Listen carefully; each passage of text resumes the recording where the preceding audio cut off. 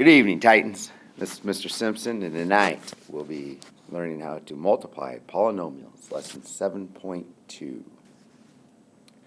One method that they use in your book is called the FOIL method. Now, this is a method that we're trying to get away from because it really only works to multiply two binomials times each other. We want to be able to expand our possibilities when we're multiplying polynomials. The FOIL method is a mnemonic device where we take and multiply the first term times first term in each binomial. Then we're going to multiply the outside terms times outside terms. Then we multiply inside terms times inside terms, and last terms times last terms. And then we combine by adding our like terms. And so again, this is just an example from your book. I'll do an example like it, but we'll probably use a different method after this. So on A, I'll go ahead and use the FOIL method.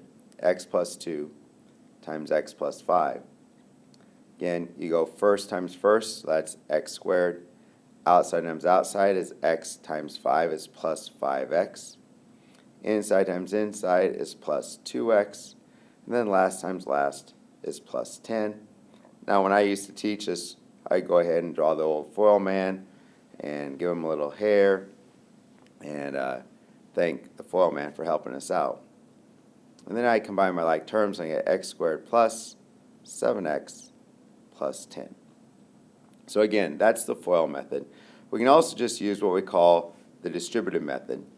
And in this case, it becomes the double distribute because, again, if I have x plus 3 times x minus 4, the main thing is that this x term has to be distributed and multiplied by each term in the second binomial.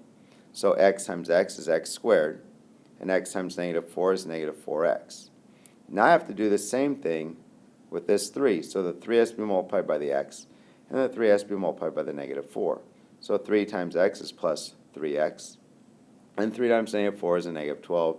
And again, we combine our like terms, so I get x squared minus x minus 12. And that's one of the methods that we'd like you to use, is just the double distribute, because we can go ahead and expand that to more types of multiplying polynomials. Now, the other way is to use a table. And since you've been doing Punnett squares in biology class, this may look familiar to you. So what we do is we take one of the binomials and write it across the top, and the other binomial and write it down the side. And now just where these rows and columns intersect, we find the product. So 2x times x would be 2x squared. X times negative 3 would be negative 3x. 2x times 5 would be 10x. And 5 times negative 3 would be a negative 15. And now we just combine our like terms. So we have 2x squared. This main diagonal is usually like terms. So 10x minus 3x would be plus 7x. And then minus 15. And again, this is probably the method I like the best. I think it's a great graphic organizer, and it'll be a method we use quite often. So again, just doing this using the table method. So I'm going to go x minus 3 across the top and x minus 6 down the side. And again, it doesn't matter which binomial goes where. And now just where this row and the first column intersect would be x squared. X times negative 3 is negative 3x. Negative 6 times x is negative 6x. And negative 6 times negative 3 is a positive 18. And now we combine our like terms. So I have x squared minus 9x plus 18. And one more. Again, just drawing your table.